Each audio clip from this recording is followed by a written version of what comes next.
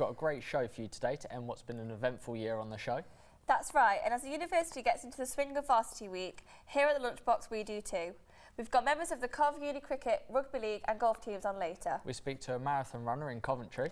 Rhiannon will take a look at social media to see who's got in touch with us at the Lunchbox Cov. And we've got a golf challenge with the golfing president, Josh Mugridge. Yes, can you see my excitement? And this week we have a very special live performance from an artist who has performed at Glastonbury. But first, let's go to the news with Jess Allen.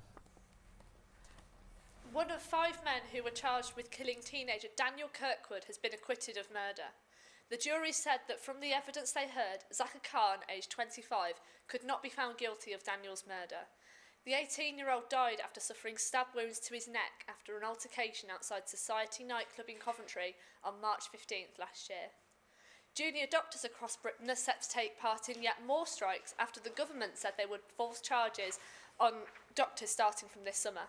The British Medical Association announced they will be holding 3 more strikes throughout March and April, each lasting 48 hours. A warning has been placed on the teacher recruitment crisis in England. Ministers have warned that only a tiny fraction of teachers are left in the UK after thousands were lured abroad to work in countries with growing economies. Coventry has been named one of the most pet-friendly cities in the UK. A recent study by Animal Friends Pet Insurance shows that residents in the city spend the most on their pets, with one woman claiming to spend £213 a month. And in sport, FIFA will vote for their new president today, despite 2 failed attempts by candidates to suspend the election. This will be the first vote for a new president since 1998, when Sepp Blatter was voted president.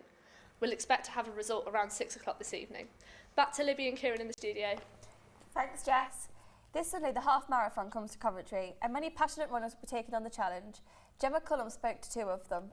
Will be hitting the streets in Coventry this weekend to take on the half marathon.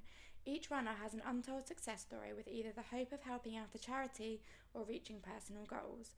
The Memorial Park is a perfect location for last-minute training for a race that will certainly get heart rates pumping. A team of 75 are running the Coventry Half Marathon this Sunday, including myself. We're running for Penny Appeal's Emergency Refugee Appeal. And what does that charity do? What does that help? Penny Appeal are a humanitarian charity working in over 30 countries worldwide to tackle and alleviate poverty. We do charity the small change, big difference way. So saving and transforming lives cost pennies per day. Collectively we can make a big difference. We dig water wells, we do orphan sponsorship, we build schools. This current campaign is supporting refugees. We know the plight of refugees. We've seen the headlines, we've seen the images in the newspapers. Last year, in 2015 alone, 1 million refugees travelled the Mediterranean to get into Europe. And we know that their journey only begins once they arrive onto European soil. So Penny Appeal are on the ground providing blankets, food, hygiene kits, shelter, all of the essentials that will help refugees to a brighter future.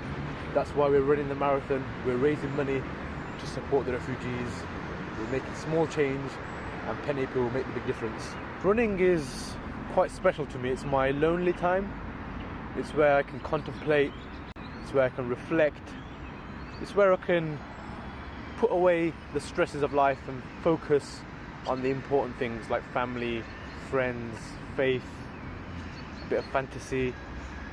I do get into my own bubble, and it's a time that I enjoy. I can even use that time to plan, prepare, think about strategy, think about work. It's a time which I really enjoy, and I find that the time I put into running is very resourceful. I might be stressed out with work and I can't think about where I'm going or what I'm doing, but go for a run and everything will fall into place. We'd really appreciate if you can support this campaign to help refugees. We have a Team Just Giving page where you can sponsor any of our runners. Our Just Giving page link is here. Small change makes big difference. The runners taking part have not only raised money for charity, but have used running to accomplish great things, winning medal after medal. And what are you going to be running for? There's a local charity, Zoe's Place. Started fundraising for that just over a week ago, so we'll be raising money for that this year. And what does the charity raise money for? It's a local hospice, so for parents and carers that need a break. It's a great charity. to ease the pressure off those. Yeah. What have you been doing to prepare for the race? What sort of training have you been doing? Well, this year I've booked quite a few events. My first event was in January, a couple of weeks ago, 3 weeks ago. I did Tough Guy, which is a 15-kilometre obstacle course race. But in between I do short 5 and 10k runs as well. And each month I try and do a full half marathon as well. I turned 30 just over a year ago, and I was in a job that I didn't particularly enjoy. Decided it was the time to make a bit of a change. I quit my job, and decided then to enter for the Birmingham Half Marathon. And I loved it and enjoyed it, and then I pursued a career in personal training. So it's a big career change. So as mentioned before, this week is varsity. Some games have already taken place this week, and we speak now to Hesh Abiwick-Rama from the cricket club. So, yeah, hello. I'm enjoying your get up here, full Thank kit. you very much. Yeah, it's good, yeah. You were at the cricket varsity game on Tuesday. A lot of the sports clubs consider varsity to be the biggest game of the year. The question is, did you get a win on board for Cov? Of course we did. We won in the sports hall on Tuesday, and it was even sweeter that it was on home turf, so Yeah. it was a really good success. Good to hear. Nice to hear the uni getting wins over Warwick early on. Yeah, that's course. definitely it. So did you prepare any differently for the varsity game, or did you just take it as another game? We always take indoor cricket seriously because obviously cricket's mainly an outdoor sport, so Yeah. we take it as good preparation for the season. So we just take it as we do with our Bucks games. So we dedicate our training to indoor mainly. So Is it easier to play indoors than it is outdoors? it's not as easy because obviously it's in a confined space, so we have to look for the gaps.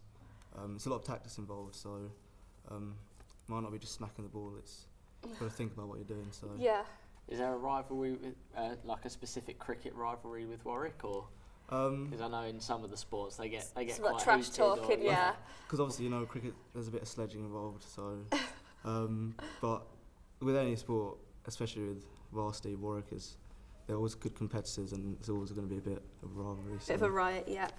Yeah, so it's been really good speaking to you. Thank you for coming on the show, and good luck for the rest of the season. Thank you very much. From cricket to rugby now, and the Lunchbox Ben Masters spoke to the team ahead of their game tomorrow. Thank you, that was really good.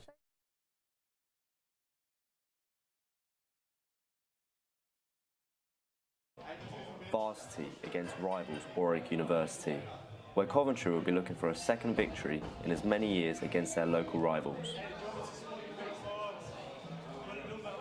The team have battled all season, training 3 times a week and through countless injuries, but they're adamant nothing will stand in their way when they come to face up against Warwick. I spoke to captain Dan Jones on how he feels going into the game. Yeah, feeling very confident this year. We've got good sessions going on, got good field sessions building up to it, working on our moves, tactics, all that. So coming off the back of last year, looking for another second win. For returning players, varsity can be the most anticipated time of the year. The personal rivalry and the drive to beat Warwick for the second time in a row is clearly first on all their agendas. But for new players, this can be a very new and exciting time. I spoke to Aidan Christa, and otherwise known as a rugby fresher, about what varsity means to him. As a fresher, yeah, varsity is drilled into you right from the beginning. You join up to the club and it's instantly circled on the calendar. It's the biggest game of the year. So, we've been training really hard for the last couple of weeks, really getting the team together. But I'm really a second year kind of thing. I'm fresher for rugby, but not in the actual uni. So last year I was going around watching it all and taking it all in. This year I thought I really want to play in a varsity game. And I thought, what sport was the best one I saw? And rugby league was obviously that. Coventry and Warwick face off at Westwood Heath in Warwickshire on Saturday the 27th of February, and the kick-off is at 2 p.m. Come along and show your support for your team.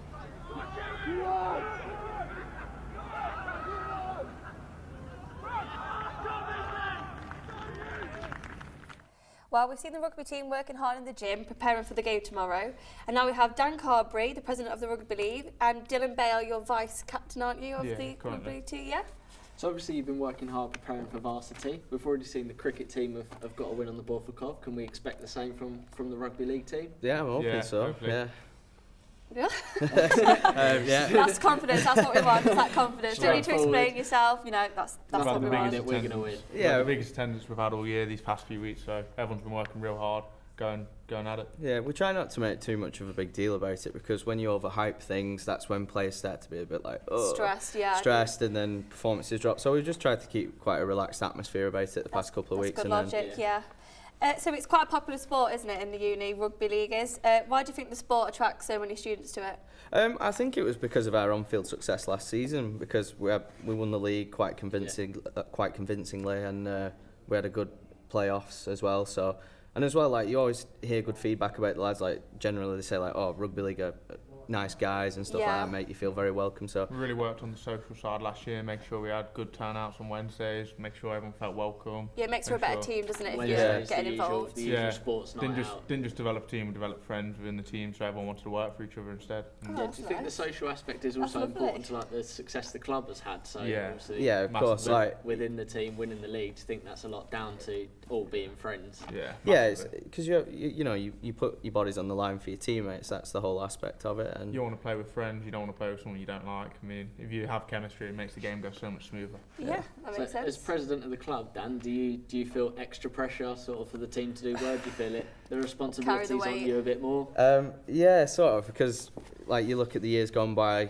I mean, there's only been a couple of defeats that I've heard of to Warwick in our sport. So obviously, you don't want to be the president who lost to Warwick, and it does add the pressure, but it's all right. Like, you cope with it, you deal with it, because you got a good group of lads around you, like the vice presidents, captains, vice captains. So, there's good support there.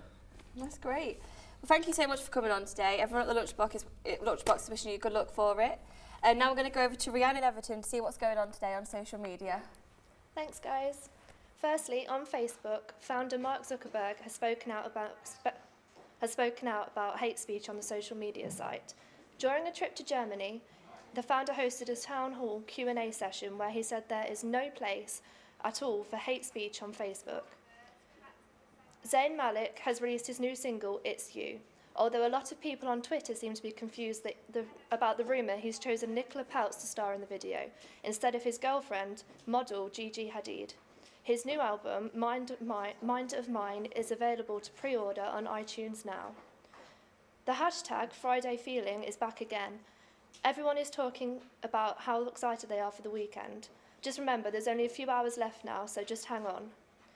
Lastly, a big shout out to Georgie and Derby and Leanna in Bristol, who are apparently our biggest fans. Thank you for watching us every week. Also to Matt Cunningham as well. Thank you for watching us every week, and well done for actually doing your coursework. Back to the studio. Thanks, Rhiannon. So staying strong with our sporting theme, we have Josh Mugridge, the president of the golf club. Sorry, we've done cricket. We've done cricket. Crossover. So the golf team faces Warwick tomorrow. Are you nervous about the game? No. Not at all, no? No. We'll be all right. We'll be fine against them. Confidence, like the rugby boys. Yeah, I think if we go in with confidence, they're a good side. They've won both leagues unbeaten all season, but I think we've got that little added incentive to beat them this year. Yeah. So I've got a big question for you. Most people, struggle to stay awake watching golf. Have you ever fallen asleep whilst playing golf? No. It's that's even close. No. Throw some shade over here. It's not an old man sport. That's the thing we're trying to get out of it. We want more people getting involved. That we're not an old man sport. And then you come on here and it gets called we're an old man sport. People fall asleep. Well, me and Libby are getting a bit involved in here today. We understand you've got a challenge for us. Do you want to explain what we're doing? Very simple. One of these, aren't we? Grab a club and balls each. Choose your colours. I'm having yellow. We know this. I'll be white. I'm happy with white. And then it's whoever gets the most in the mug out of your 5, essentially. Okay. All right. Ladies first, or no, you go first. I'm going Josh is going first. He's Let's going hope to show I us don't how make it's done. myself look stupid. Go on, son. Pressure's on. Oh, no, I've done it. Look stupid. Oh, it's gone. It's gone. The ball's halfway to Warwick. Not done it. Oh, yeah. Right. I want to get it in now. Let's see if the amateur can do it. I'll send out of your way. I don't want to distract Absolutely fuming. Line it up. No. Oh. It's a poor effort. effort. Got, very poor. I've got 4 more. I've got this.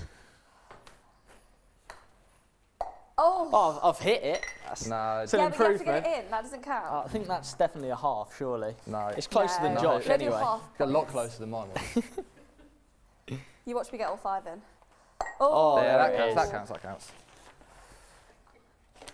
Oh, look Two at that left. little skill. I'm one's not going. chasing that. That one's gone. I'm going to fall over on those. Watch the rugby lads with that one, they'll run off with it.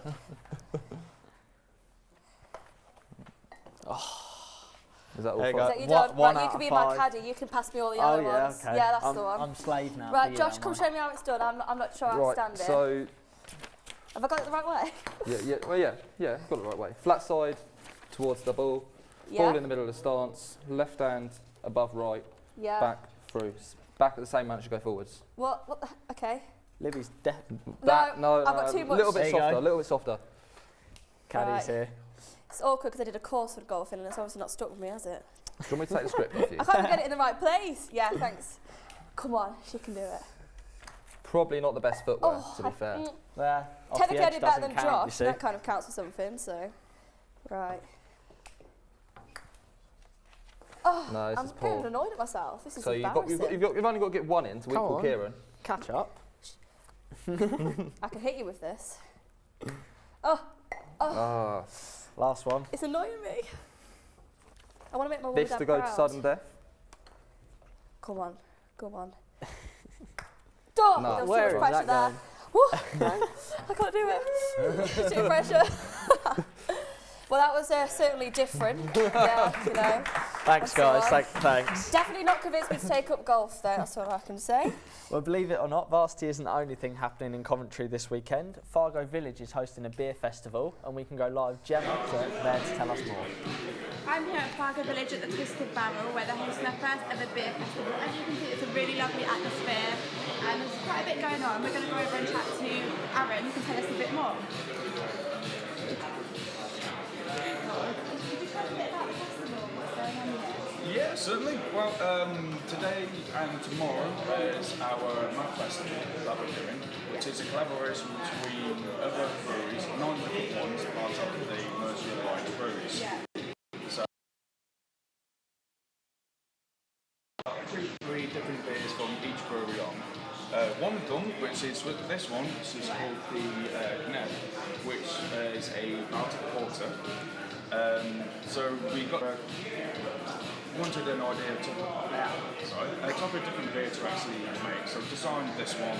Yeah. Spent the day at Founders Brewery, where then we actually made the beer.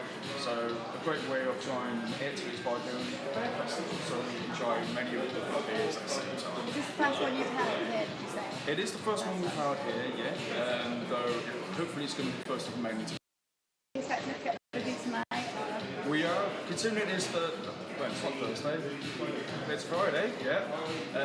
People are still at work, many Cameron members who have their they will probably have a job, so they'll be here hopefully this afternoon, / evening, and tomorrow. So if you're feeling thirsty, why don't you head down here tonight for a pint? Back to the studio. Thanks, Gemma. Maybe we should head up there for a pint or 8 later. Right now in the Lunchbox, we've got a very special guest for the final show.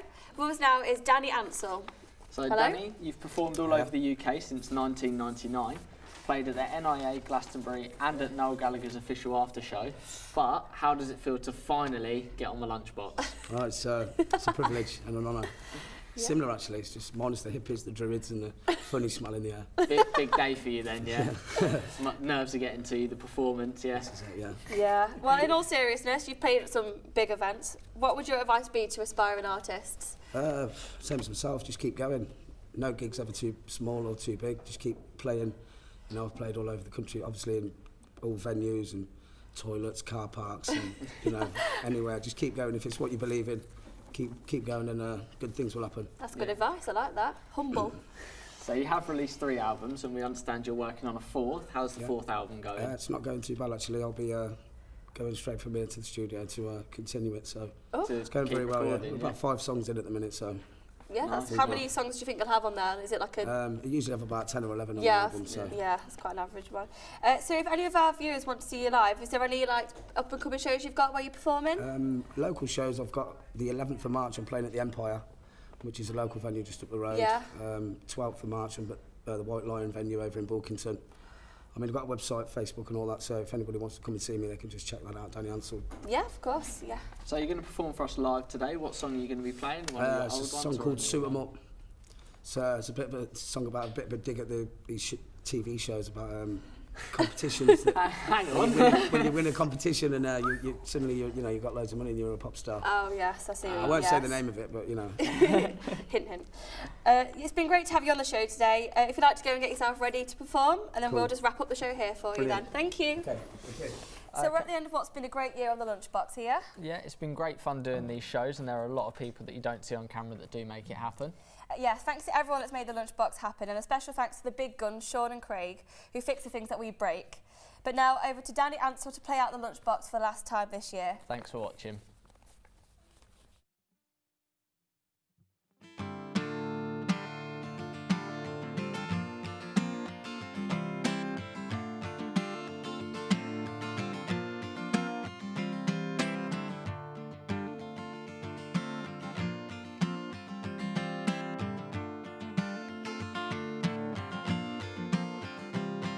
Thought I would see the day when the TV light surprising your mind if you want a good time and be yourself tonight. No little white lines like the ones they sleep behind when you're flying so high. The lows are so very unkind. It's time to leave the party. You're not welcome tonight. Send them out and suit them up until the writing on the wall is dried up. Shoot them up and shoot them down. Put a plaster on the world. It's okay. It's okay. Oh, oh. Yes, it is.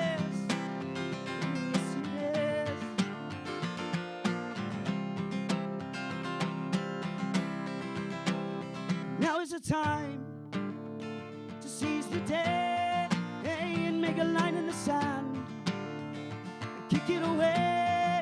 And if you be yourself, you smile, smile, smile, no little white lies like the ones they sleep behind them when you're falling from grace. If you smile with dignity as you leave the party, don't forget to leave your key and send them out, suit them up until the writing on the wall is dried up.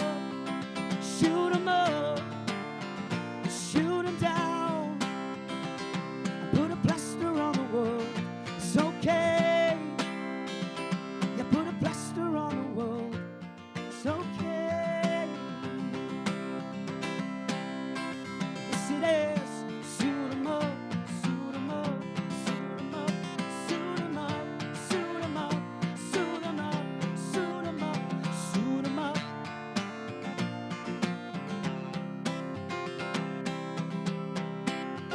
Send 'em out, suit 'em up till the writing on the wall has dried up.